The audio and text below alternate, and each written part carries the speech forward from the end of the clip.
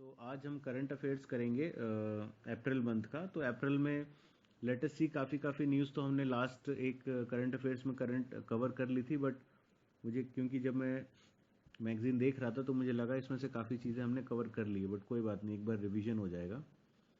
तो सबसे पहले नेशन की करंट अफेयर्स पढ़ते हैं। तो नेशन में सबसे पहले पढ़ते हैं हम कुछ एक एक्सरसाइज करी थी 11th एडिशन ऑफ एक्सरसाइज, जिसका नाम था मिलन। मिलन एक्सरसाइज में 13 नेशंस थे और ये इंडिया का लार्जेस्ट एवर मल्टी नेशन मिलन नेवल एक्सरसाइज है। ठीक है, तो इसमें 13 नेशंस थे, तो आपसे नेशन का नाम तो नहीं पूछेगा, बट एक्सरसाइज का नाम पूछ सकता है। और ये बेसिकली किससे रिलेटेड है, एयरफोर्स, आर्मी या नेवी, वो आपसे ज़रूर पूछ सकते हैं। तो मिलन एक्सरसाइज इज नेवी से रिलेटेड है। ठीक है, इसमें यूएस, ऑस्ट्रेलिया, फ्रांस, जापान जैसे बड़े कंट्रीज भी थे। बाकी की कंट्रीज छोटी छोटी कंट्रीज हैं, but these are the 4 big countries which have participated. तो मिलन एक्सरसाइज का नाम है, ध्यान रखना। नेक्स्ट इज सिमिलरली एक और एक्सरसाइज हुई थी श्रीलंका के साथ। तो श्रीलंका वाली एक्सरसाइज को तो हमने डिस्कस किया था लास्ट टाइम। स्लाइनेक्स बोला जाता है, SLINEX। तो आपसे पूछ सकते हैं स्लाइनेक्स कहाँ पे हुआ था इस बार। ये भी नेवल एक्सरसाइज है। तो स्लाइनेक्स 2022 विशाखापट्टनम में हुआ था। It is between India and Sri Lanka. Then sir ये मिलन का शहर कौन सा था, कौन से शहर में हुई थी? मिलन एक्चुअली मिलन शहर में नहीं होगी, बिकॉज वो नेवल एक्सरसाइज है ना। तो और उसमें वैसे भी 13 कंट्रीज थी, तो वो शहर में होना तो पॉसिबल नहीं है। समवेयर ओशियन में ही हुआ है ये। एग्जैक्टली कहाँ हुआ इसका नाम अभी देख लेते हैं।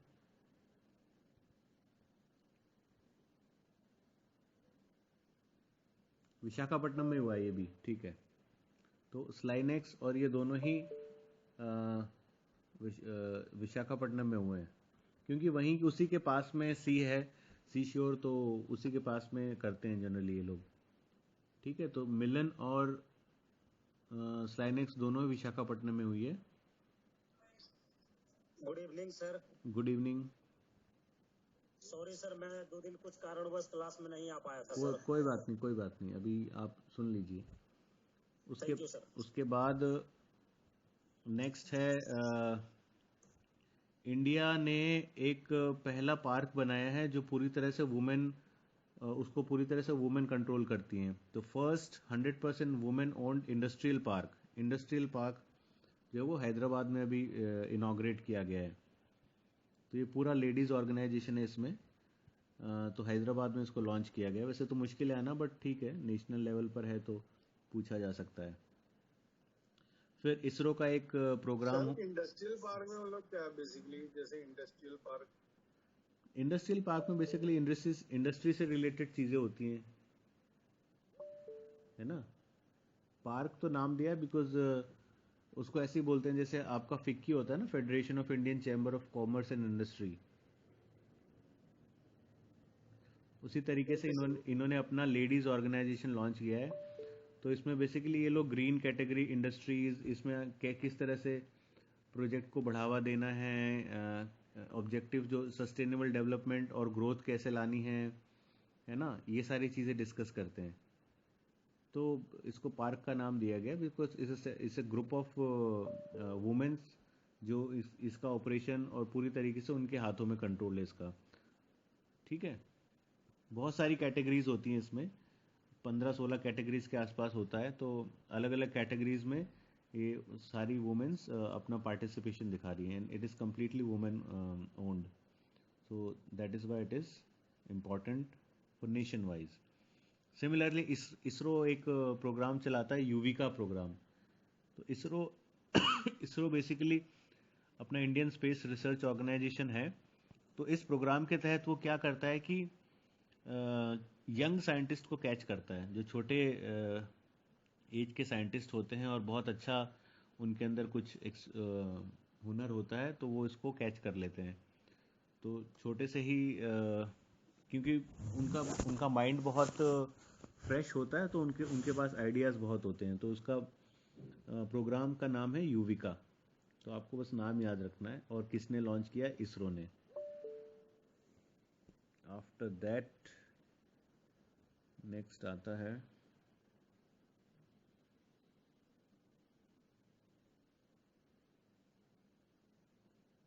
India Sri Lanka joint venture, not important.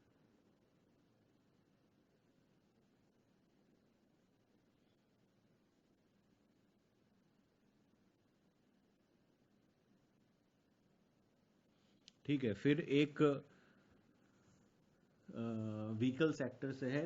एक इंडिया ने सबसे पहला first green hydrogen powered fuel electric car launch की है। हमने डिस्कस किया था किसी सेशन में कि पेट्रोल या डीजल जो इन सोर्सेस पे चलती हैं बहुत पोल्यूशन करती है। तो इसी चीज़ को देखते हुए एक तो हमारा इंडिया का या बहुत सारी कंट्रीज़ ये क्या कर रही हैं कि they are trying to get away with the petrol and diesel cars. तो इसकी जगह इलेक्ट्रिक लेके आ रहे हैं। और उससे भी अच्छा सोर्स है पावर का हाइड्रोजन। तो hydrogen powered fuel electric car बनाई गई है जिसका नाम है मिराई, MIRAI। ठीक है, तो इसको इंट्रोड्यूस किया गया है अभी सबसे पहले इंडिया में। इंडिया की ये first green hydrogen powered fuel electric car है जिसका नाम है मिराई। तो बेसिकली ये जापान की टेक्नोलॉजी के सर साथ कंपनी कौन सी है वैसे? कंपनी है। ये एक्चुअली जापान के साथ कोलैबोरेशन करके लॉन्च किया गया है। टोयोटा है ये, शायद टोयोटा और आई कैट करके है। आई कैट मतलब international centre for automotive technology, और टोयोटा ने इसके साथ कोलैबोरेशन किया है। ठीक है। सर ये शायद 2035 में की है ना इंडिया ने, कि 2035 तक बिल्कुल वो हो जाएगा, आई थिंक डीजल फ्री या पेट्रोल फ्री गाड़ियाँ, ऐसा कुछ। ये तो उनका वो देखना पड़ेगा SDG गोल्स क्या उन्होंने वो किया है। मैंने अभी इस पे देखा नहीं है, तो देखता हूँ इसके बारे में, जब आएगा तो बताऊंगा। और डेफिनेटली ये टारगेट तो है ही उनका, बिकॉज जितने ज़्यादा उनको एम्बिशियस प्लान है हमारा 500 GB renewable gigawatt renewable sources of energy का, तो उसके लिए हमें उनको एलिमिनेट करना ही पड़ेगा। तो आपको नाम याद रखना है Mirai, India's first green hydrogen powered electric car. उसके बाद मध्य प्रदेश एक ऐसा स्टेट बना है जिसने MBBS को हिंदी में स्टार्ट करा है। ठीक है, तो अभी तक मेडिकल साइंसेज इंग्लिश में ही पढ़ाई जाती रही हैं। So Madhya Pradesh become the first state to start MBBS course in Hindi. तो इसको ध्यान रखिएगा। देन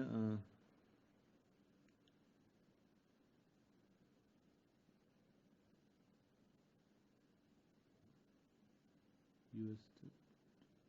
ठीक है, नेशन में इतना ही था। उसके बाद वर्ल्ड में आते हैं।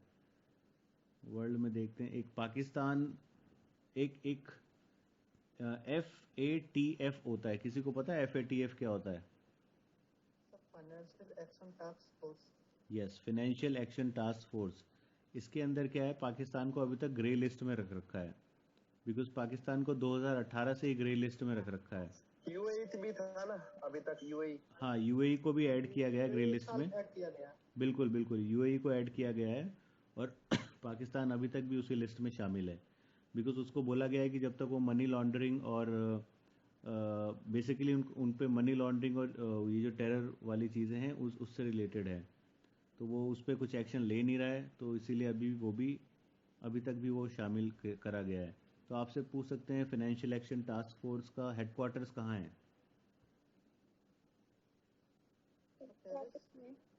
यस, वेरी गुड, पेरिस में है। और इसमें 39 नेशंस हैं। नेशंस का तो नहीं पूछेगा, बट हेडक्वार्टर ज़रूर पूछ सकता है। तो पेरिस में इसका हेडक्वार्टर है। इंडिया ने अभी एक मिलिट्री सैटेलाइट लॉन्च किया है जिसका नाम है नूर 2 सैटेलाइट। है ना, नूर का मतलब होता है लाइट, रोशनी। क्या है सर, एक बार और रिपीट कीजिए। नूर 2 सैटेलाइट, नूर का मतलब होता है रोशनी। Noor two satellite. Yes, military satellite है ये, मिलिट्री सैटेलाइट। ठीक है, मिलिट्री के पर्पस में काम आएगा ये। तो ऐसे ही और भी सैटेलाइट लॉन्च किए हैं दूसरी कंट्रीज़ ने, बट हमें दूसरी कंट्रीज़ में उतना इंटरेस्ट नहीं है. देन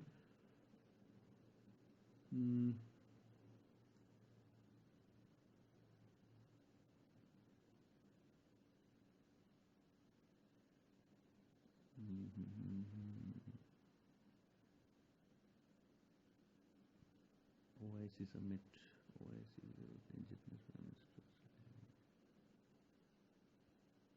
अच्छा फिर हमने बिम्स्टेक की बात करी थी लास्ट टाइम, है ना? BIMSTEC, fifth summit of BIMSTEC, जो कि bay of Bengal initiative for multi sectoral technical and economic corporation है, जो अभी मार्च 2022 में ही इसका फिफ्थ समिट हुआ है.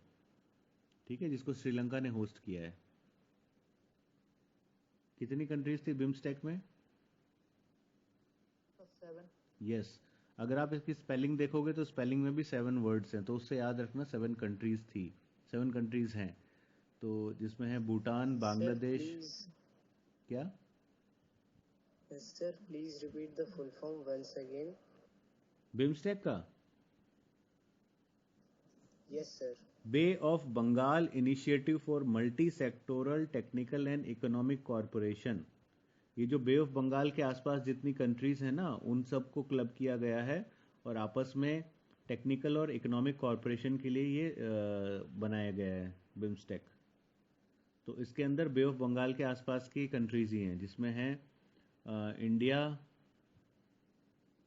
Nepal, Bhutan, Bangladesh, Myanmar, Thailand and Sri Lanka. और ये आज से नहीं, ये 1997 से इस्टेब्लिश्ड है. 20 साल हो गए इसको कम से कम.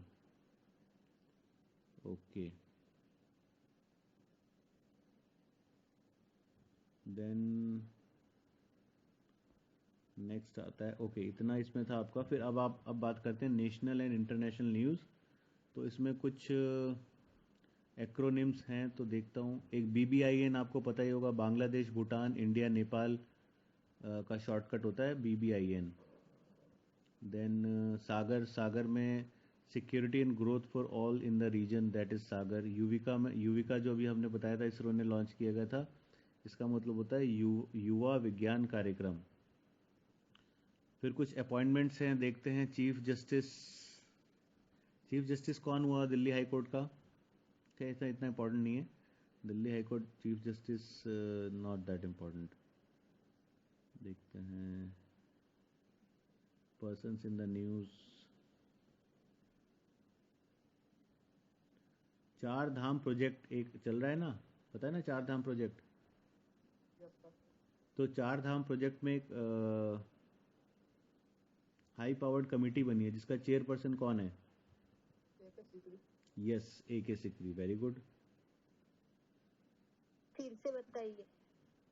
4 धाम प्रोजेक्ट अभी है, तो उसमें एक हाई पावर कमेटी बनाई गई है, जिसके चेयरमैन हैं हमारे फॉर्मर जज of the supreme court AK Sikri. तो आपको पूछ सकता है कि हाई पावर्ड कमेटी के जज का नाम पूछ सकता है, AK सिकरी. High power. और ये 4 धाम में कौन कौन से धाम है, ये भी बता दो. Sir, Rameshwaram, Badrinath, Dwarikapuरी and शायद केदारनाथ है. नहीं केदारनाथ है शायद. नहीं, ये 4 धाम आप रामेश्वरम में नहीं जाना है. ये चारों उत्तराखंड के अंदर ही हैं. तो यमुनोत्री, गंगोत्री, केदारनाथ एंड बद्रीनाथ, ये 4 हैं. ठीक है. तो इसमें क्या करा जा रहा है, इन चारों को मिलते हुए 900 किलोमीटर की रोड बनाई जा रही है, जो कि ऑल वेदर कनेक्टिविटी रहेगी, क्योंकि ये चारों होली टाउन्स हैं और उत्तराखंड में लोकेटेड हैं. तो ये 4 धाम उत्तराखंड, इसको छोटा 4 धाम भी बोलते हैं, तो उत्तराखंड में हैं ये चारों, यमुनोत्री, गंगोत्री, केदारनाथ एंड बद्रीनाथ. ठीक है ना. तो कंफ्यूजन मत रखना इसमें. Yes. Actually Yes, sir. Yes, sir. Committee क्यों बनाई गई है, क्योंकि जब भी आप ये सब कंस्ट्रक्शन पर्पस करते हो तो बहुत सारी चीज़ें डिस्ट्रॉय होती हैं, पेड़ काटने पड़ते हैं, ये सब काटने पड़ते हैं, तो इन्वायरमेंट से रिलेटेड चीज़ें आती हैं. तो इससे पहले भी बनाई गई थी TSR Subramanian committee, Gadgil report, Kasturirangan report. तो ये सब भी कमिटीज़ आई गई हैं. अब ये गाडगिल रिपोर्ट और कस्तूरी रंजन रिपोर्ट क्यों बनाई गई है, जब वो वेस्टर्न घाट वाला स्ट्रेच है उस वहाँ पे रोड्स बना रहे थे तो वहाँ पे इशू हुआ था, तो गाडगिल कमेटी बनी थी, कस्तूरी रंजन कमेटी बनी थी। ठीक है, तो जब भी आप कोई चीज़ बनाते हो, कंस्ट्रक्शन करते हो, लंबा प्रोजेक्ट होता है तो वहाँ डेफिनेटली पेड़ पौधे काटने पड़ते हैं, तो इश्यूज आते हैं। दैट इज़ वाई कमेटी बनाई जाती हैं, सो दैट मतलब इन्वायरमेंट को भी प्रॉब्लम ना पहुँचे, और जो लोग हैं, किसी को हो सकता है रोड इस तरह से निकालनी पड़े कि वहाँ पे लोगों की आबादी हो तो उनको भी डिस्प्लेस करना पड़ता है, तो उनको भी नुकसान ना पहुँचे। तो इस वजह से कमेटी बनाई गई है, इसलिए AK Sikri committee, AK Sikri जो चेयरपर्सन है वो चार धाम कमेटी के चेयरपर्सन है, तो आप ध्यान रखना। फिर बात करते हैं डेथ। तो बहुत सारे लोगों की डेथ हुई है, जो इसमें हमारे काम का है ऑस्ट्रेलियन क्रिकेटर शेन वॉन। ठीक है, तो शेन वॉन की डेथ हुई है इस साल, तो वैसे तो कम ही चांसेस है, बट ध्यान रखना। देन अवार्ड्स की बात करें तो हमने लास्ट टाइम डिस्कस किया था नारी शक्ति पुरस्कार 2020। तो ये बहुत सारे लोग, बहुत सारी लेडीज़ को मिला है, एटलीस्ट 29 लेडीज़ हैं, तो डाउटफुल है इतना आएगा नहीं, बट ये पूछ सकते हैं नारी शक्ति पुरस्कार कौन देता है, तो हमने लास्ट टाइम डिस्कस किया था प्रेसिडेंट देते हैं। फिर हमने ये भी डिस्कस किया था मिस वर्ल्ड 2021 की, किसी को याद है कौन कौन क्या नाम था और कौन सी कंट्री की थी? सर वो चंडीगढ़ से है ना सर, पंजाब? अरे फिर नहीं, आप नहीं नहीं नहीं नहीं, मिस यूनिवर्स की बात कर रहे हो आप। कैरोलाइना, यूनिवर्सिटी कैरोलाइना हैं जो पोलैंड की हैं, ठीक है। मिस वर्ल्ड की बात कर रहे हैं, वर्ल्ड छोटा होता है, यूनिवर्स बड़ा होता है। देन फिर हमने स्पोर्ट्स वाले अवार्ड की बात की थी, तो मैंने बताया था sports star of the year किसको मिला था मेल में? हाँ, और वुमेन में? हाँ, वेरी गुड। एंड देन आगे बढ़ते हैं अवार्ड में। अच्छा, एक बहुत ही सर आपके पास डेज है? क्या है? डेज, डेज का मटेरियल, मतलब हर एक दिन के, आज ये मतलब आज के दिन ये है तो दूसरे दिन ही वो है, ये सब दे दूंगा मैं, आपको चाहिए? ठीक हाँ है, सर, अगर उसकी अकेले की PDF हो तो सर, मतलब आपको टाइप नहीं करना है क्योंकि क्या है कि अभी ठीक है, ठीक है, चलेगा। मैं ढूंढ करके ग्रुप पे डाल दूंगा, ठीक है। जी चल, सर, परेशान मत होना, ये तो अगर हो तो। हाँ नहीं, कोई बात नहीं, मैं ढूंढ के डाल दूंगा। देन बात करते हैं एक सेफ ट्रांसपोर्ट में। इंडिया ने पहली बार, आप लोग हर बार हर साल ये सुनते होंगे कि ट्रेन का कोलिजन हो गया, दो ट्रेनें आपस में टक्कर खाकर कभी आग लग जाती है, कभी, मोस्टली कोलिजन बहुत ज़्यादा होता है विंटर्स के अंदर। तो इंडिया ने एक सिस्टम डेवलप किया है पहली बार, कवच सिस्टम। तो इसमें क्या होगा कि ट्रेन कोलाइड, इसमें TCAS सिस्टम है, ट्रेन कोलिजन अवॉइडेंस सिस्टम, मतलब ट्रेन कोलाइड होने से पहले ही बच जाएंगी। तो इस वजह से ये टारगेट अचीव कर रहे हैं, ज़ीरो एक्सीडेंट का, कोई एक्सीडेंट नहीं होगा। तो कवच को आत्मनिर्भर भारत के अंतर्गत वो डिप्लॉय किया जाएगा। तो 2000 किलोमीटर नेटवर्क जो है इसके अंडर लाया जाएगा, 2022-23 तक ये इम्प्लीमेंट हो जाएगा, मतलब कर लेंगे। तो 2000 किलोमीटर सेफ्टी कैपेसिटी ऑगमेंटेशन पूरे देश भर में इसको लॉन्च करने का सोच रहे हैं अभी। 2022 के जो बजट में था उसमें इसको लाया गया था। तो बेसिकली ये जो हेड ऑन कोलिजन होते हैं, मतलब एक सामने सामने से टक्कर मार देते हैं, दिखता नहीं है, तो उसको, उससे बचाने के लिए ये टेक्नोलॉजी लॉन्च की गई है। तो कवच, कवच का मतलब ही होता है रक्षा, कोई किसी, तो हमारा कोलिजन से रक्षा हो जाएगा यहाँ पे, ठीक है।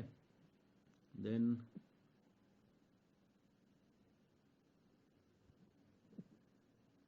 कल्चर से रिलेटेड तो कुछ नहीं है, क्लीन एनर्जी टेक्नोलॉजी। हाँ, फिर हमने लॉन्च बताया था कि इंडिया ने पहला artificial intelligence and robotics technology park launch किया गया। किसी को याद है कहाँ है? आर्ट पार्क, जिसका नाम था ART park, Bangalore. Yes, Bangalore, ISC Bangalore ने लॉन्च किया है इसको 2030 करोड़ रुपए की मदद से। बट मन वहाँ पैसा आपसे नहीं पूछेंगे, बस नाम पूछेंगे कहाँ लॉन्च किया गया, और नाम क्या है? Art park. सर आपने क्या बोले ISC Bangalore? IISc, Indian institute of science. Okay sir.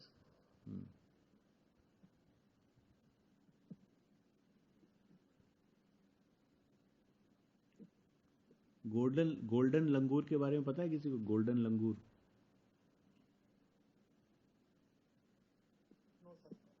Golden langur basically पाया जाता है भूटान और इंडिया की बाउंड्री पे, है ना। तो इसकी स्पीशीज बहुत कम हो रही हैं, ऐसा स्टडी में पाया गया है कि आई थिंक, मुझे देखना पड़ेगा ये एंडेंजर्ड है कि नहीं। जस्ट अ सेकंड, अभी देख लेता हूँ। सर इंडिया भूटान और इंडिया बांग्लादेश। इंडिया भूटान की बाउंड्री पे, भूटान। इंडिया भूटान की बाउंड्री पे लंगूर वैसे बेसिकली एंडेंजर्ड नहीं होते, बट हाँ, this is endangered. Golden langur is endangered, ध्यान रखना। तो एंडेंजर्ड स्पीशीज पूछ ली जाती है आपसे, ठीक है। तो it is found in Bhutan का उधर किस साइड को लगता है इंडिया में? क्या सर ये जो भूटान का बॉर्डर इंडिया के साथ लगता है, तकरीबन कौन से स्टेट में लगता है, कहाँ पे पड़ेगा ये? असम वाली साइड, असम वाली साइड पे, जो असम की साइड है ना, उस तरफ से पड़ता है ये। तो असम में आपको पता है वैसे ही बहुत ज़्यादा फॉरेस्ट वगैरह हैं, तो इसीलिए गोल्डन लंगूर वहाँ पे मिलता है। तो बेसिकली वहाँ पे बहुत ज़्यादा हैबिटेट लॉस की वजह से वो उसकी डेथ्स हो रही हैं। तो क्योंकि वहाँ पे कंस्ट्रक्शन वगैरह बहुत ज़्यादा हो रहा है और फॉरेस्ट पोचर्स भी किल करते हैं, तो दैट इज़ वाई ये एंडेंजर्ड हो रहा है अभी। देन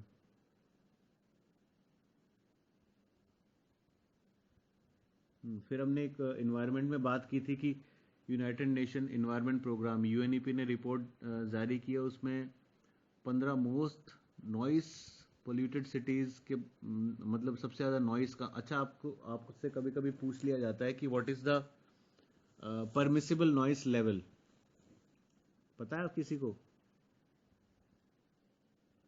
मतलब नॉइस जो एक हम बात करते हैं ना, उसकी भी लिमिट हो। 120 डेसिबल।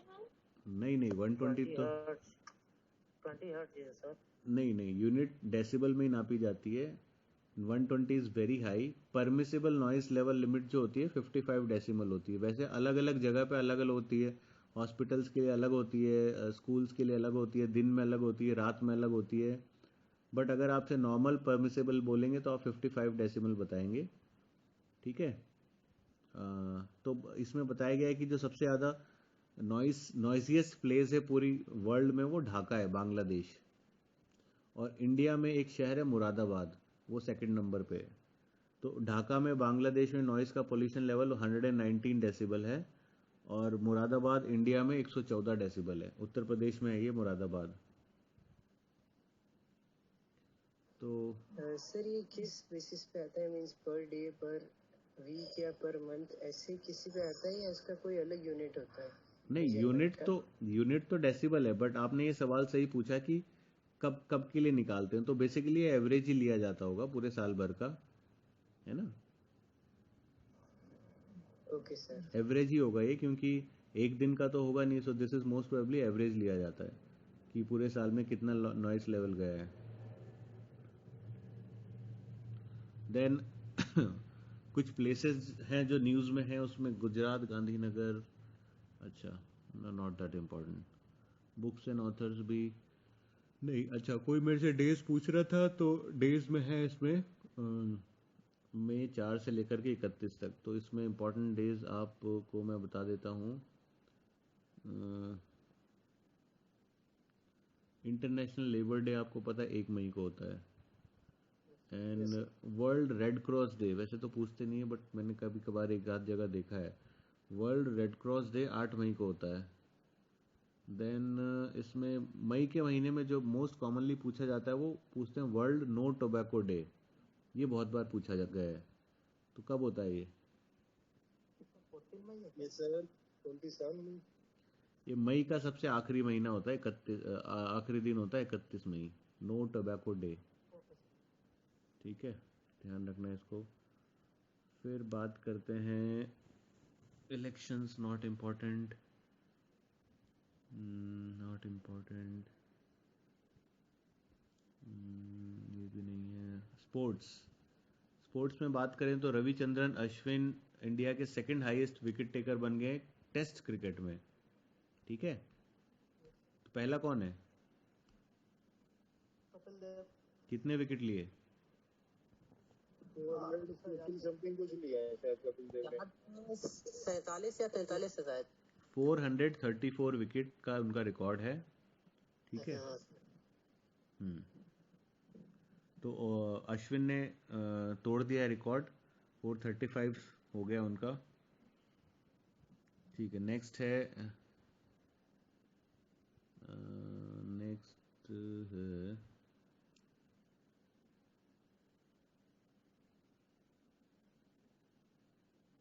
बहुत सारे बैडमिंटन और ये सब कंपटीशन होते रहते हैं, बट इतना इम्पोर्टेंट नहीं है ये, क्योंकि इम्पोर्टेंट वाला मैं पूछूंगा आपसे।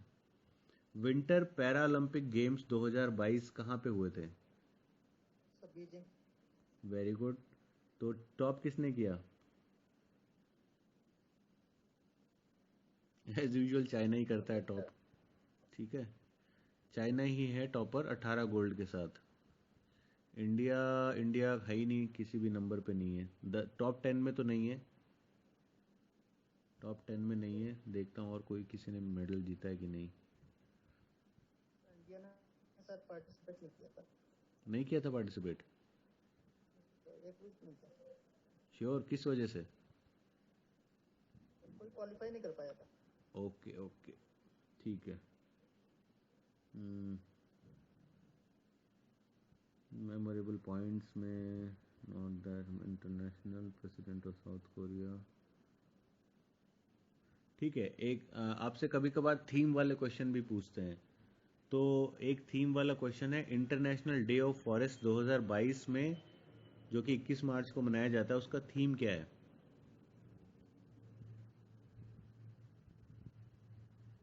चलो मैं बताता हूँ, forest and sustainable production and consumption, this is the theme. तो सस्टेनेबल प्रोड्यूस करो और उसको कंज्यूम करो, सो दैट आगे आने वाली पीढ़ियों के लिए भी बन पाए। फिर हमने एक लास्ट क्लास में और एक बात की थी कि which city has been rank most polluted capital city in the world. तो मैंने बोला था कैपिटल सिटी, तो उसमें नई दिल्ली का नाम था, नई दिल्ली ने टॉप किया है। वर्ल्ड एयर क्वालिटी रिपोर्ट 2021 में दिल्ली ने टॉप किया है पोल्यूशन में, सिटीज के अंदर, कैपिटल सिटीज के अंदर, ठीक है। और जो नॉइसियस की बात की थी हमने, नॉइसियस सिटी वर्ल्ड की, जिसको कि यूएनईपी ने निकाला है, उसमें ढाका है। हाँ। वर्ल्ड वाटर डे कब मनाया जाता है? 22 मार्च। सर हाँ मार्च में हाँ 20 से 27 के बीच में, श्योर नहीं हूँ सर मैं। नहीं, देखो इसका शायद एक 24 को। बहुत सिंपल सा तरीका है। 22 मार्च को पानी का दिवस होता है और 22 अप्रैल को क्या होता है? अर्थ डे। तो दोनों ही 22-22 हैं, याद रखना। पहले पानी बचाएंगे फिर अर्थ को बचाएंगे। तो इस वर्ल्ड वाटर डे 2022 का थीम है ground water making the invisible visible, मतलब ग्राउंड वाटर से रिलेटेड है इसका थीम। और बिम्स्टेक श्रीलंका ने लॉन्च किया था, ये तो आपको बता ही दिया है।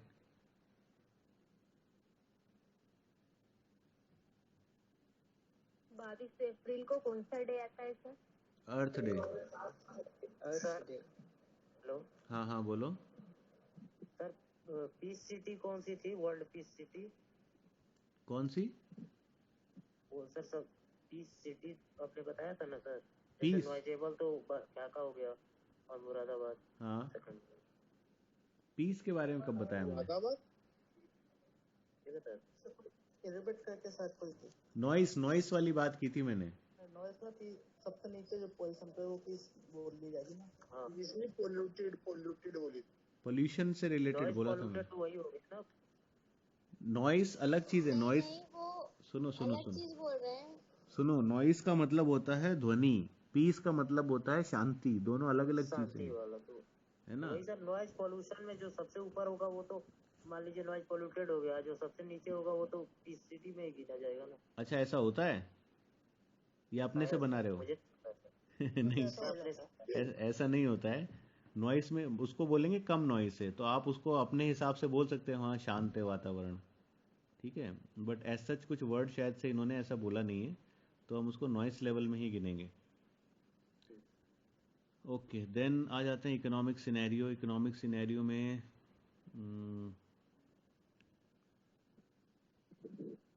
इकोनॉमिक में क्या है,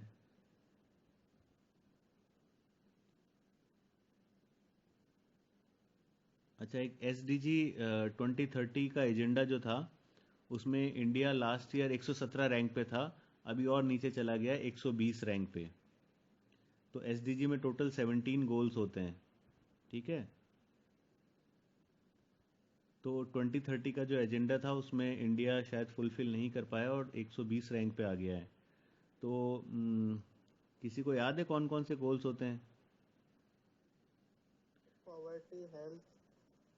हाँ, एक्चुअली सीक्वेंस में अगर याद रख पाओ तो बहुत अच्छा होता है। इसकी ट्रिक होती है, तो ट्रिक में अभी तो नहीं है मेरे पास वो ट्रिक लिखी हुई, बट मैं आपको बता दूंगा। सबसे पहले जब आदमी जन्म लेता है तो मतलब वो सबसे पहले इंसान क्या करता है, अपनी गरीबी को मिटाने की कोशिश करता है। तो फर्स्ट होता है नो पॉवर्टी, और जब उसकी गरीबी मिट जाती है तो फिर बोलता है अच्छा अब मेरे को भूख भूख का कुछ करना है, तो सेकंड है ज़ीरो हंगर। फिर जब भूख मिट जाती है तो फिर अपने हेल्थ के बारे में सोचता है कि अच्छा अब मेरे को अच्छा हेल्दी रहना है, तो थर्ड होता है good health and well being. तो जब वो हेल्दी रहने लगेगा तो फिर सोचेगा अच्छा चलो अब पढ़ाई करी जाए, तो फिर वो क्वालिटी एजुकेशन की बात करेगा। जब एजुकेशन की बात करेगा तो सोचेगा अरे लड़के लड़कियों दोनों को पढ़ना चाहिए, तो फिर जेंडर इक्वलिटी की बात आ जाती है। तो ऐसे सीक्वेंस में याद आपको रखना है, because SDG goals are 1 2 3 specific होते हैं सीक्वेंस से रिलेटेड, ठीक है। तो इस तरह से कोई सीक्वेंस आपको बनाना है स्टोरी की तरह, तो याद रहे।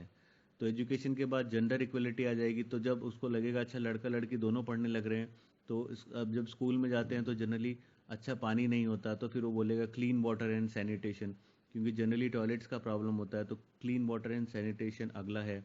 फिर जब उसको क्लीन वाटर एंड सैनिटेशन मिल जाएगा तो फिर वो सोचेगा अच्छा स्कूल जाने के लिए बस का उपयोग करते हैं, बट बस से तो बहुत पोल्यूशन होता है और सब लोग बस को अफोर्ड नहीं कर पाते। तो अगला SDG गोल होता है अफोर्डेबल एंड क्लीन एनर्जी, ठीक है। इस तरह से कोई स्टोरी आपको बनानी है सो दैट ये आपको गोल 17 जो गोल हैं सीक्वेंस वाइज याद हो जाए। तो जब वो क्लीन एंड अफोर्डेबल एनर्जी मिल जाएगा तो फिर सोचेगा अच्छा अब मैं अपने तो जब बच्चा पढ़ लिख जाएगा फिर कहाँ जाएगा, काम करने। तो जब काम करने जाएगा तो वो सोचेगा अच्छा मेरे आसपास का इन्वायरमेंट अच्छा होना चाहिए, तो डिसेंट वर्क की बात करेगा। और जब काम करेगा तो फिर इकोनॉमिक ग्रोथ भी होना चाहिए, तो इकोनॉमिक ग्रोथ की बात होएगी। तो economic growth, industry, innovation and infrastructure, ठीक है।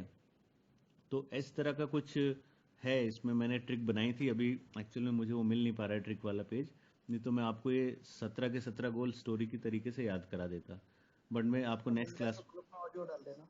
हाँ हाँ, मैं ग्रुप में ऑडियो डाल दूंगा, ठीक है, that's a good idea. Okay then, तो इंडिया अपना जो 17 गोल थे उसका टारगेट पूरा नहीं कर पाया, इसलिए 120 पे स्लिप हो गया है। तो आपसे रैंक पूछ सकते हैं, तो रैंक ध्यान रखना 120। फिर एक ग्लोबल टैलेंट कॉम्पिटिटिवनेस इंडेक्स है 2021 का, तो इसमें ऑल ओवर वर्ल्ड से कितना टैलेंट निकला है तो उसके बारे में बात की जाती है। तो इसमें टोटल जो हैं 68 134 कंट्रीज़ हैं। तो इसमें इंडिया की रैंक के बारे में है क्या, एक सेकेंड। ऑस्ट्रेलिया 11th है, इंडिया कहाँ है? India's rank in 2021 was 88। Total countries तो 88 थी नहीं, कितनी थी, अच्छा 155 134 कंट्रीज थी, ठीक है। तो ग्लोबल टैलेंट के मामले में इंडिया की रैंक 88 है। मतलब टैलेंट 88 मतलब आप समझ रहे हो मोर डाउन, नीचे की तरफ है। टैलेंट है मगर उतना उभर के आता नहीं है, ठीक है, ड्यू टू सम प्रॉब्लम्स। उसके बाद वर्ल्ड हैप्पीनेस रिपोर्ट, ये बहुत बार आता है। इसको इसका जो एक तो लॉन्च कौन करता है और पब्लिश कौन करता है, और हमेशा इसमें एक अपना फिनलैंड है, फिनलैंड, डेनमार्क, आइसलैंड, यही ऊपर नीचे होते रहते हैं। तो फिनलैंड सबसे ज़्यादा हैप्पीएस्ट कंट्री है पूरी दुनिया में, ठीक है।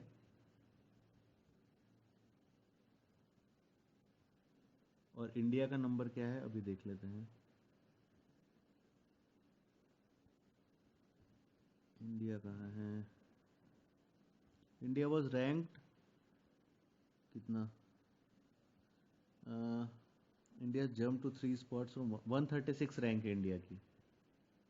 ठीक है, टोटल 146 कंट्रीज में सबसे मतलब मोस्टली नीचे ही है। हैप्पी हैप्पी नहीं है इंडिया के लोग, 136 पोजीशन पर है। And the top one is Finland.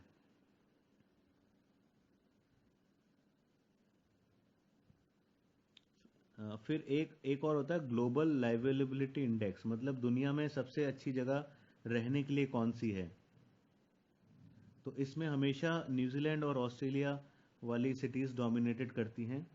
तो ग्लोबल लाइवेबिलिटी इंडेक्स 2021 में न्यूजीलैंड और ऑस्ट्रेलिया ये दोनों कंट्रीज़ हैं जहाँ पे बोला जाता है कि रहने की कंडीशंस अच्छी हैं। देन उसके बाद सस्टेनेबल डेवलपमेंट रिपोर्ट, इसमें क्या है? एसडीजी रिपोर्ट 2021, इसमें जो रैंक आई है फिनलैंड, अगेन फिनलैंड टॉप है इसमें। और इंडिया कहाँ है? इंडिया 120th पोजीशन पे है। तो एसडीजी रिपोर्ट तो शायद अभी ऊपर बोली थी वही है। इंडिया 120th पोजीशन पे आ गया था ना, तो फर्स्ट पोजीशन पे फिनलैंड ही है।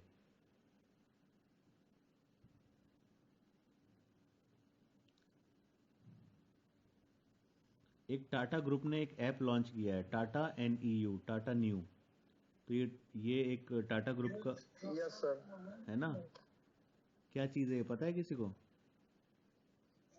हाँ सर, टाटा की जितनी भी मतलब वो सब अलग अलग वो है ना, सभी एक ही एप्स में आ जाएगी, मतलब क्या बोलते हैं। हाँ ठीक है ठीक है।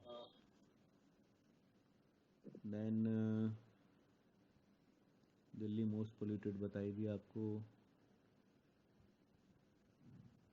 ठीक है, दिल्ली का हमने बताया था कि it is most polluted city. और कंट्री में अगर बात करें तो कौन है? बांग्लादेश। और इंडिया कंट्री में 5वें नंबर पर है।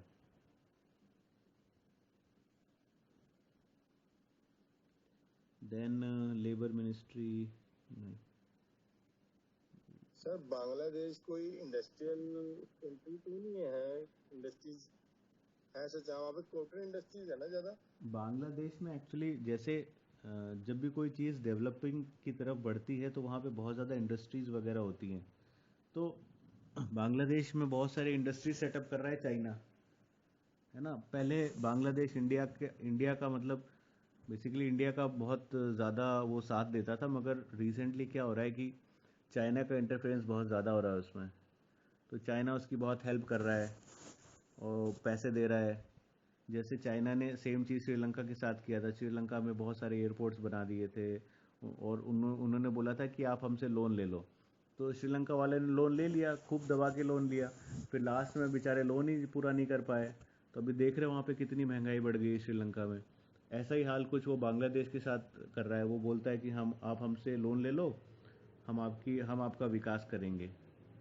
तो श्रीलंका भी सर बैंकरप्ट ही हो गया ना मेरे ख्याल से, आई थिंक, मतलब काफी क्राइसिस है वहाँ पे ना। बिल्कुल बिल्कुल, मतलब ये सारी क्राइसिस इसी वजह से हुई है कि वो लोग सही तरीके से डिसीजंस नहीं ले पाए, उनकी सरकार। तो बेसिकली जहाँ इंडस्ट्रियल एक्टिविटीज़ ज़्यादा होती हैं और तो वहाँ पे ये पोल्यूशन वाली इशू आती है। और बांग्लादेश वैसे भी बहुत छोटा तो नहीं, छोटा है, बहुत क्राउडेड है, डेंसिटी बहुत ज़्यादा है वहाँ पे लोगों की। तो दैट इज़ वाई वहाँ पे ये इश्यूज़ हैं। तो वो टॉप पे है बांग्लादेश और 5th पोजीशन पे इंडिया है। पाकिस्तान नंबर 3 पर है। एक प्रोग्राम है स्माइल स्कीम।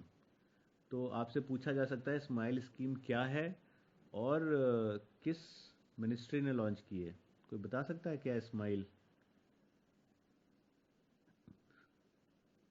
तो स्माइल का फुल फॉर्म होता है support for marginalised individuals for livelihood enterprise. मतलब बेसिकली ये ट्रांसजेंडर और भिखारियों के लिए है। तो जब आप ऐसी बात करते हो कि मार्जिनलाइज्ड लोगों के लिए, तो फिर department of social justice and empowerment ने लॉन्च किया है इसको। ठीक है, स्माइल। मतलब उनको हंसाना है, ट्रांसजेंडर्ड एंड बेगर्स के लिए। तो इनसे उसको काफ़ी सारी सहायता वगैरह मिलेगी, स्कॉलरशिप मिलेगा उनके लोगों को, स्किल डेवलपमेंट सिखाएंगे, मेडिकल हेल्थ फैसिलिटी मिलेगी, हाउसिंग मिलेगा, ट्रांसजेंडर प्रोटेक्शन सेल बनाए जाएंगे, सर्वे एंड आइडेंटिफिकेशन करा जाएगा। तो बहुत सारी चीज़ें करेंगे, तो आपको ये सब नहीं जानना है। तो स्माइल स्कीम पूछ सकते हैं, तो smile scheme is for transgenders community and the beggars, initiated by department of social justice and empowerment. Then Sujalam 2.0 campaign. Sir इसको किस मिनिस्ट्री ने लॉन्च किया है? तो डिपार्टमेंट ऑफ सोशल जस्टिस किस में आता है बताओ?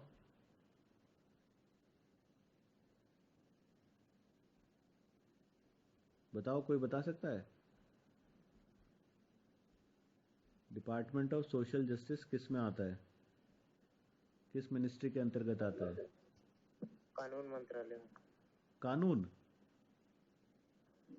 सर उस लॉ का जो होता है ना सर, आई थिंक उसे हिंदी में ministry of social justice and empowerment ही है भाई इसमें, तो उसी के अंदर एक डिपार्टमेंट है। तो this is ministry of social justice and empowerment, इसका शॉर्ट फॉर्म होता है MOSJE। ठीक है, उसी में एक डिपार्टमेंट है। तो बेसिकली मिनिस्ट्री ने लॉन्च किया है, ministry of social justice and empowerment. ठीक है, एक है सुजलाम 2.0 कैंपेन। तो सुजलाम 2.0 कैंपेन जल शक्ति मंत्रालय ने लॉन्च किया गया है। तो इसमें क्या करते हैं, basically grey water management activities हैं, है ना, जो हमारा ड्रिंकिंग वाटर है, ग्राउंड वाटर है, उनसे रिलेटेड चीज़ें हैं कि ग्राउंड वाटर को कैसे, जो ख़त्म होता जा रहा है उसको कैसे विजिबल बनाया जाए। तो इसका थीम अभी बताया था मैंने, ground water making the invisible visible, जो ख़त्म होता जा रहा है उसको विजिबल लाया जाए। What is grey water? मैंने भी बोला ग्रे वाटर। ग्रे वाटर क्या होता है, कोई बताओ? सर शायद जो जमीन के अंदर है। ज़मीन के अंदर है। ग्रे वाटर होता है बेसिकली डोमेस्टिक वाटर, जो हम डोमेस्टिक वाटर घरों के अंदर यूज़ करते हैं ना, डोमेस्टिक वेस्ट वाटर, तो उसके अंदर आता है। देखो, एक होता है, एक पानी होता है जो स्प्रिंग्स, वेल्स, प्यूरिफाइड वाटर होता है, उसको क्लीन वाटर बोलते हैं। ठीक है, वो ब्लू कलर का होता है।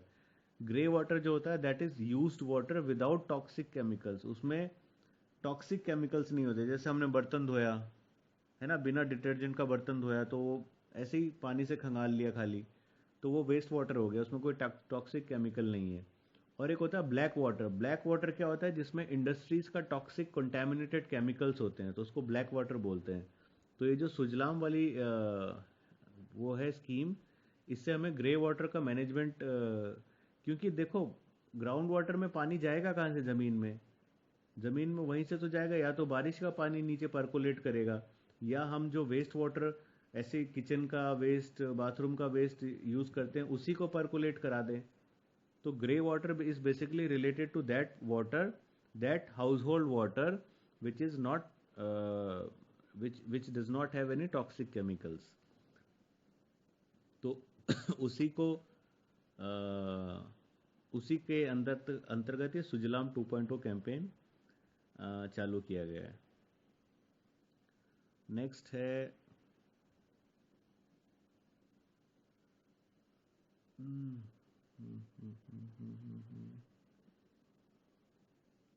कृषि विज्ञान केंद्र, नॉट इम्पोर्टेंट फर्स्ट। अच्छा, ये सब इंडिया में सबसे ज़्यादा टॉप वेजिटेबल प्रोड्यूसर कौन है, मतलब सबसे ज़्यादा वेजिटेबल प्रोड्यूसर कौन है? सर यूपी और फ्रूट में आएगा आंध्र प्रदेश। हाँ, तो यूपी ने, इससे पहले वेस्ट बंगाल था वेजिटेबल के अंदर, है ना। तो वेजिटेबल में यूपी ने टॉप कर लिया इस बार, वेस्ट बंगाल चला गया है दूसरे नंबर पे, और फ्रूट प्रोडक्शन में आंध्र प्रदेश है सबसे ज़्यादा। ठीक है, तो याद रखना, यूपी का इसलिए याद रखना क्योंकि पहले वेस्ट बंगाल था, उसको फिर हटा करके यूपी नंबर 1 पे आ गया है। ठीक है, और इकोनॉमिक क्राइसिस इन श्रीलंका, ये कौन आ रहा है इतनी देर से? इकोनॉमिक क्राइसिस इन श्रीलंका, जैसा अभी कोई बता रहा था कि श्रीलंका में बहुत बुरा हाल है। इतना भयंकर इकोनॉमिक क्राइसिस 1948 के बाद से पहली बार आया है, जहाँ पे प्राइसेस बहुत ज़्यादा हाई हो गए हैं। मतलब चावल 500 रुपये किलो मिल रहा है, मतलब 500 रुपये श्रीलंकन रुपीज़ में मिल रहा है। शुगर 290 रुपीज़ पर केजी है। सो यू कैन अंडरस्टैंड कि आम आदमी के लिए तो वो सब खरीदना बहुत मुश्किल है। सो बहुत ज़्यादा इकोनॉमिक क्राइसिस आया हुआ है। तो जिसका कारण क्या है, क्या कारण हो सकता है बताओ? बेसिकली फॉरेन एक्सचेंज रिजर्व कम हो जाता है, और ये जो श्रीलंका है ये बेसिकली आइलैंड कंट्री है ना, और ये टूरिस्ट कम है अभी वहाँ पे ना कोरोना के बाद से। दिस इज तो इसलिए heavily dependent on import of many commodities. ये बेसिकली सब इम्पोर्ट ही करता था, बनाता तो कुछ था नहीं, सब बाहर से ही खरीदता था। तो फॉरेन एक्सचेंज का इशू हो गया, ट्रेड डेफिसिट हो गया वहाँ, मतलब ट्रेड की कमी हो गई। टूरिज्म इंडस्ट्री में प्रॉब्लम आ गई है ना, टूरिज्म इंडस्ट्री घाटे में जा रही है। और ये सब तो ठीक है, उसके बाद से ये जो केमिकल फर्टिलाइजर बना रहा था उस पर भी बैन लगा दिया, blanket ban on chemical fertilisers by administration in 2021। तो ये सारा सब कुल मिला के इनका जो फॉरेन पॉलिसी है और ये सारी चीज़ें हैं, उनसे बहुत अफेक्ट पड़ा है इसके ऊपर। इस तरह से ये बैन किसने लगाया केमिकल फर्टिलाइजर्स के ऊपर जो न्यूज़ में आया था? हाँ, बैन किसने लगाया केमिकल फर्टिलाइजर्स के ऊपर जो ये बनाता था?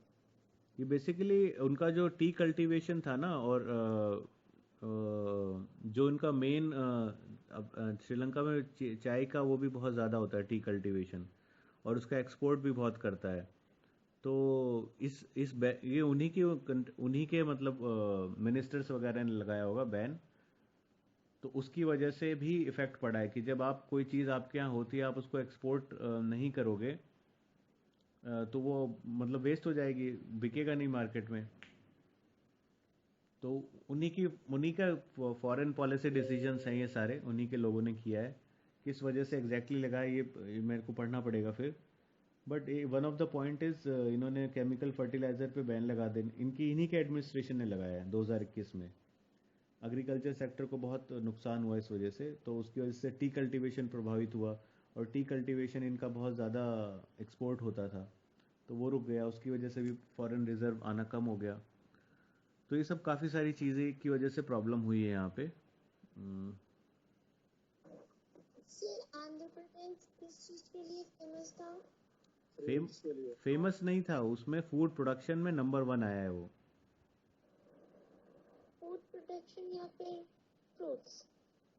फ्रूट्स प्रोडक्शन, फ्रूट्स मतलब सारे फ्रूट्स की बात कर रहे हैं हम, एक फ्रूट नहीं, कोई बहुत सारे फ्रूट्स, अलग अलग फ्रूट्स उगाने में नंबर 1 आंध्र प्रदेश है। Okay sir. उत्पादन, फल उत्पादन। हाँ, फल उत्पादन में। नेक्स्ट इज अलग अलग स्टेट्स का बजट हमारे लिए इम्पोर्टेंट नहीं है, तो इसको हटाते हैं बजट को। लेट अस सी, महाराष्ट्र, तेलंगाना, तमिलनाडु खत्म हो जाओ। Environment, ecology, biodiversity, climate change, यहाँ से आपको बहुत सारे क्वेश्चंस आते हैं। वर्ल्ड हेल्थ डे कब मनाया जाता है? हाँ, 7 अप्रैल। Very good. किसने बोला 7 अप्रैल? Yes sir. हाँ, 7 अप्रैल को वर्ल्ड हेल्थ डे मनाया जाता है, और इस बार का थीम है आवर प्लेनेट आवर हेल्थ। अगर हमारा प्लेनेट अच्छा होगा तो हमारा हेल्थ भी अच्छा होगा। ठीक है। नेक्स्ट इज सर किसी का माइक ऑन है तो इको हो रहा है। हाँ, माइक बंद कर लें सब लोग अपना।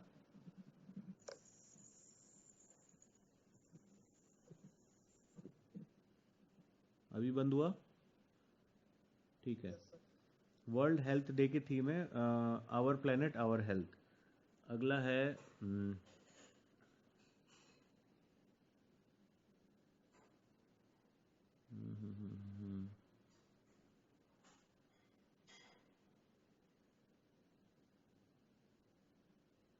Number of wild Fyers international, अच्छा मैंने एक इंटरनेशनल डे ऑफ फॉरेस्ट की भी बात की थी, है ना? तो मैंने बताया था कि 2022 का थीम क्या है, forest and sustainable production and consumption. तो इंटरनेशनल डे ऑफ फॉरेस्ट वैसे तो मनाया जाता है नवंबर 28 को, बट मतलब इस ईयर नवंबर 28 वाले दिन इसको मतलब सबसे पहले बोला गया था, but United nation general assembly ने अनाउंस किया कि हम 21 मार्च से इंटरनेशनल डे ऑफ फॉरेस्ट मनाएंगे। तो आपको ध्यान रखना है डे 21 मार्च वाला। तो 21 मार्च को फॉरेस्ट डे होता है, और 22 मार्च को हमने कौन सा दिन बताया था? जल दिवस। जल दिवस। और 22 अप्रैल को अर्थ डे। और 5 जून को इन्वायरमेंट। हाँ वर्ल्ड इन्वायरमेंट डे। तो मार्च अप्रैल जून ये सारे इन्वायरमेंट से रिलेटेड हैं, इसमें एक एक। ओजोन डे सर सितंबर में।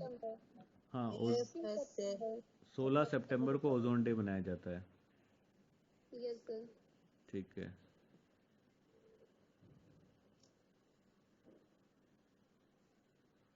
अच्छा, इस बार का 22 अप्रैल को जो अर्थ डे मनाया जाएगा उसका थीम है, theme of international mother earth day 2022 is invest in our planet. अपने प्लेनेट में इन्वेस्ट करो। ये सारे थीम्स आपको पूछ लेते हैं तो इसको ध्यान रखना। देन वर्ल्ड में थोड़ा सा देख लेते हैं क्या चल रहा है।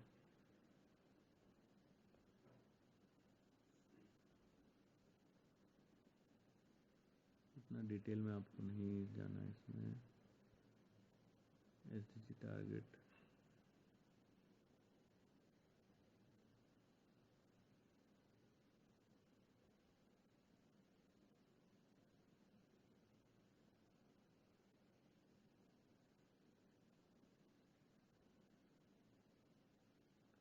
किसी को पता है न्यू एजुकेशन पॉलिसी के बारे में?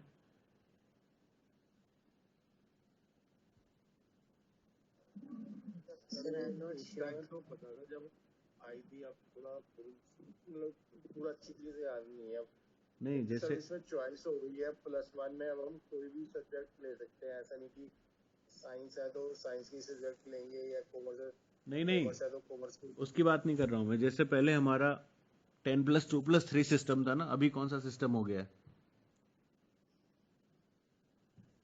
4+3 ऐसा अब करके फिर 9, 10, 11, 12 सब एक में हो गया है, और फिर 5 के बाद 5, 6, 7, 8 नहीं, ऐसे कुछ। अभी हो गया है 5+3+3+4। 12 साल जो है ना, 5 3 8 3, अभी तो हो गया 5+3 8, 8+3 11, 11+4 हो गया है। ठीक है। तो ये कई बार आपसे सिर्फ इतना ही पूछ लेते हैं कि न्यू एजुकेशन पॉलिसी में स्ट्रक्चर क्या है, तो आपको 4 ऑप्शन देंगे, 2+3+ ऐसे करके होगा। तो न्यू एजुकेशन पॉलिसी जो है वो 5+3+3+4 है, 5-3-3-4। तो इस बात को बस इतना से ही ध्यान रखो। नेक्स्ट हम देख रहे थे sustainable farm practices, not important अभी के लिए। बजट, कॉन्स्टिट्यूशनल, कैबिनेट मिशन, ये तो हिस्ट्री से रिलेटेड हो गया। कैबिनेट मिशन कब आया था पता है?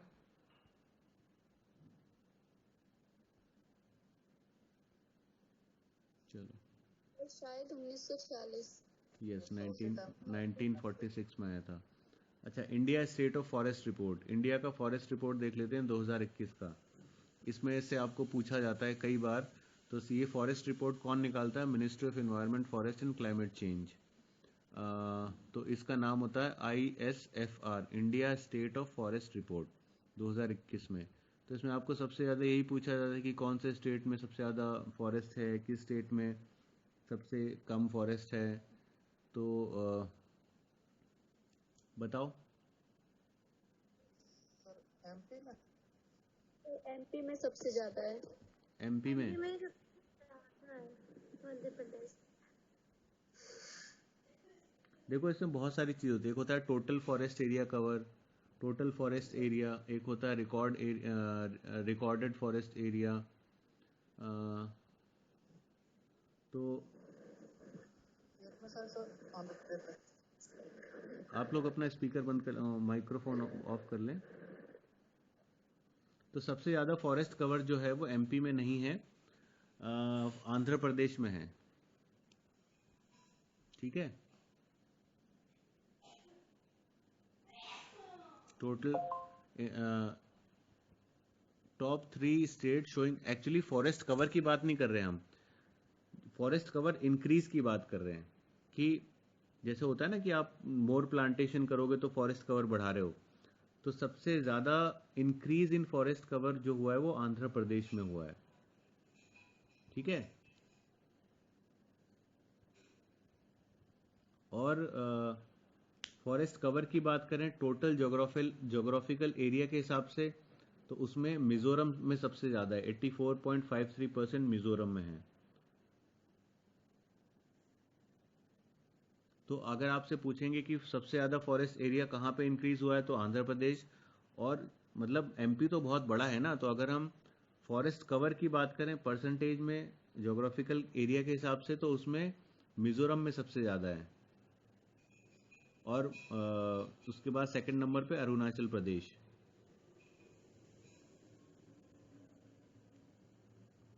और इसमें क्या है,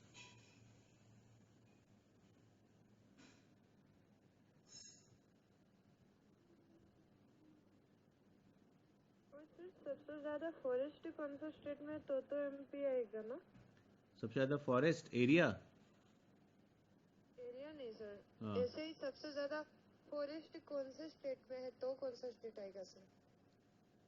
एमपी के अंदर तो 30% के आसपास है, 30% ऑफ जोग्राफिकल एरिया। उस सबसे ज़्यादा आंध्र प्रदेश में ही बता रहा है। एक सेकंड, सबसे ज़्यादा percentage of in respect of geography area के हिसाब से होता है। तो इसके अंदर रुको, आप एरिया के हिसाब से पूछ रहे हो ना, फॉरेस्ट कवर के हिसाब से? नो सर, विदाउट एरिया ऐसे ही पूछ दिया कि सबसे ज्यादा फॉरेस्ट कौन से स्टेट में है हाँ, तो कौन सा तो फिर आंसर आपका होगा? आंसर मध्य प्रदेश ही जाएगा। मध्य प्रदेश के बाद सेकंड नंबर पे अरुणाचल प्रदेश जाएगा, क्योंकि मध्य प्रदेश में बहुत ज़्यादा फॉरेस्ट, लार्जेस्ट फॉरेस्ट कवर है। ठीक है,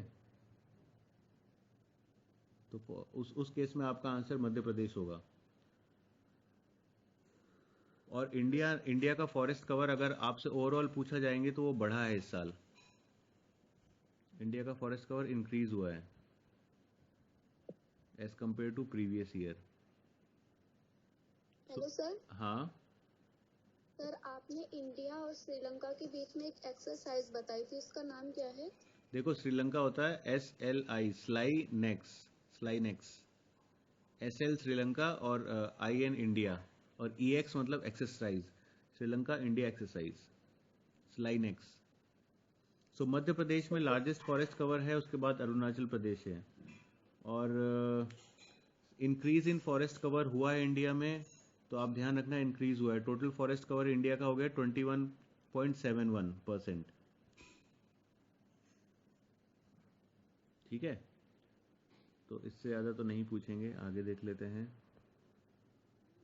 अच्छा, टॉप 10 फॉरेस्ट कंट्रीज वर्ल्ड में कौन कौन सी, सबसे पहले नंबर पे कौन सी है? सबसे दुनिया में सबसे ज़्यादा फॉरेस्ट कहाँ है? तो रशियन फेडरेशन मानते हैं, रशिया में। फिर सेकंड नंबर पे ब्राज़ील है, थर्ड नंबर पे कनाडा है, इंडिया 10वें नंबर पर है। टॉप 10 कंट्रीज इन वर्ल्ड की बात करें तो रशियन फेडरेशन में सबसे ज़्यादा फॉरेस्ट कवर है।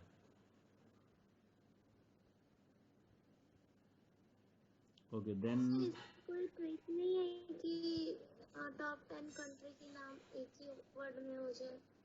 आप नहीं, आपसे टॉप कंट्रीज का ही नाम पूछा जाता है, और इंडिया का, अगर इंडिया की पोजीशन पूछेंगे तो सबका हमें नाम रखने की ज़रूरत नहीं है, सबका नाम याद रखने की ज़रूरत नहीं है। टॉप पे इंडिया, और 10th नंबर पे टॉप पे ब्राज़ील, रशिया, सेकंड नंबर पे ब्राज़ील, और 10th नंबर पे इंडिया।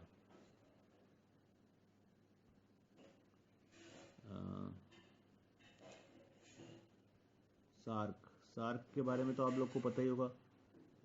सार्क का फुल फॉर्म क्या होता है? South south Asian association for regional cooperation. South east association for South East Asian Nations. Sir वो तो एशियन है ना सर। हाँ एशियान है ना, एसोसिएशन फॉर। अच्छा मैंने सार्क बोला क्या? साउथ आपने सार्क पूछा हाँ ना सर, सार्क का क्या इसलिए। बताया आपने? South Asian association for regional cooperation. Yes yes very good. और एशियान है association for South East Asian nations का। Yes sir, association of South East Asian nation. तो सार्क में कितनी कंट्रीज हैं? सर 7 या 8। देखो सर 7 क्योंकि बिम्स्टेक में थी, अफगानिस्तान उसमें 7 काउंट बिम्स्टेक में बाद थी, में हुई है। और सार्क में 8 हैं, 8 कंट्रीज हैं। Okay sir. लेटेस्ट जो जुड़ा है वो अफगानिस्तान है, ठीक है। और सार्क कंट्रीज का जो सेक्रेटेरिएट है वो काठमांडू में है।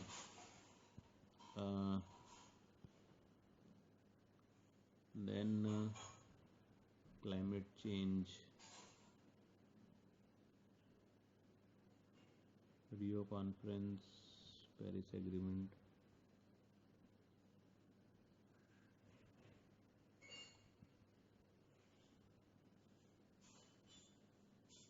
अभी जो Indian prime minister Narendra Modi ने पंच अमृत दिया था वो कहाँ पे दिया था?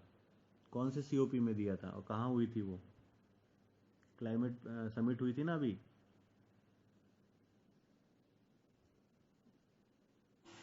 देखो अभी क्लाइमेट समिट हुई थी, सीओपी कॉन्फ्रेंस ऑफ पार्टीज 26, जो कि ग्लासगो में हुई थी। वहाँ पे अपने नरेंद्र मोदी जी गए थे और उन्होंने पंचामृत की बात की थी। पंचामृत मतलब इंडिया ने प्लेज लिया था कि वो 5 चीज़ें करेगा। उस 5 चीज़ों में क्या था कि इंडिया अपना non fossil energy reserve 500 gigawatt तक ले जाएगा 2030 तक। दूसरा उसने बोला था कि 50% ऑफ एनर्जी जो इंडिया में कंज्यूम होती है वो रिन्यूएबल एनर्जी से आएगी 2030 तक। तीसरा बोला था India will reduce total projected carbon emission. So सारी चीज़ें उसने 2030 की बात करी थी एक्सेप्ट वन। 2030 में 500 गीगावाट एनर्जी बना लेगा non renewable non fossil energy से। 50% उसमें से हम नॉन रिन्यूएबल एनर्जी से अपनी एनर्जी रिक्वायरमेंट मीट करेंगे। और हमारा जो कार्बन एमिशन है वो 2030 तक कम कर देंगे। और 2030 तक हम और जो इंडिया का कार्बन कंजम्पशन है उसको 45% तक कम कर देंगे। और 2070 तक India will achieve net zero emission. ये 5 बातें उन्होंने इंडिया के रेस्पेक्ट में बोली थी, इसीलिए पंचामृत वर्ड बहुत इंपॉर्टेंट है। तो पंचामृत नरेंद्र मोदी ने COP 26 नरेंद्र मोदी जी ने, ऑनरेबल प्राइम मिनिस्टर जो इंडिया के हैं, इन्होंने COP 26 जो कि ग्लासगो में हुआ था वहाँ पे ये बताया था, ठीक है। तो इस बात को ध्यान रखना। पंचामृत एक बार रिपीट कर देंगे अमृत।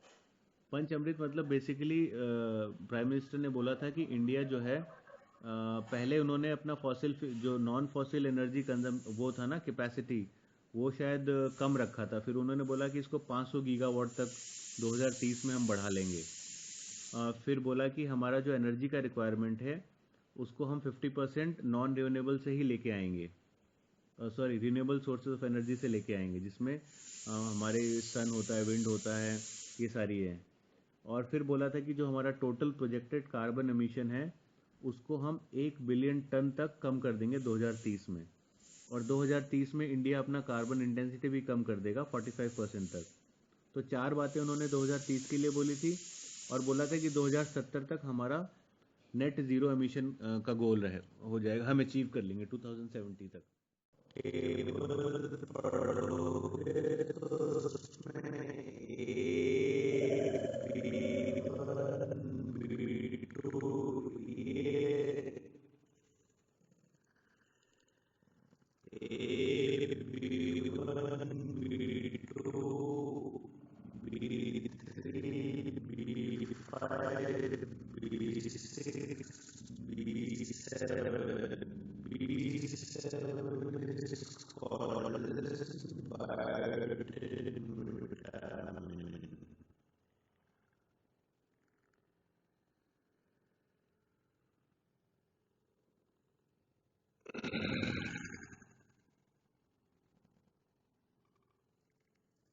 तो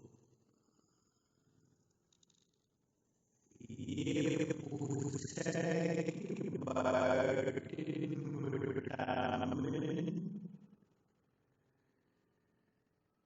किस तरह के रिएक्शन से बनाया जाता है, तो इसके ऑप्शंस है डिहाइड्रेशन। डिहाइड्रेशन मतलब जब हम किसी से पानी को निकाल देते हैं,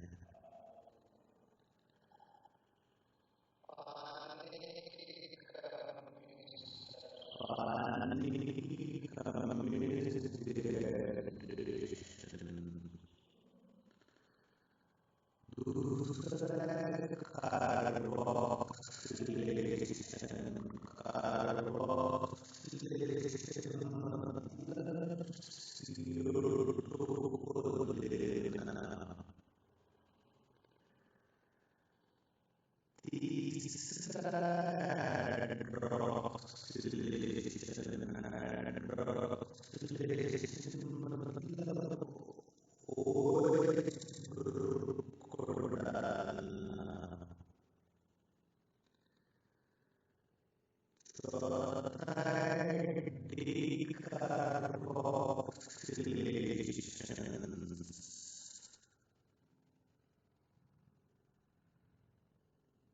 अब एक था कार्बोक्सिलेशन मतलब CO2 देना। डीकार्बोक्सिलेशन मतलब निकाल लेना। जहाँ कहीं वर्ड डी लग जाएगा, डी जैसे डिहाइड्रेशन, तो डी का मतलब होता है एब्सेंस, पानी की एब्सेंस।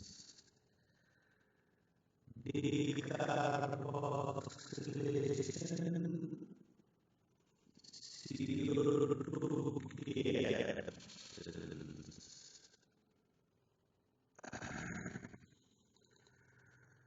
तो इसका आंसर होगा कार्बोक्सिलेशन। Vitamin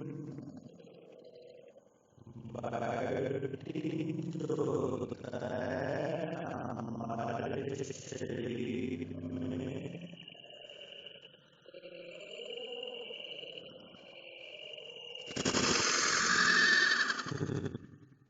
carboxylation reaction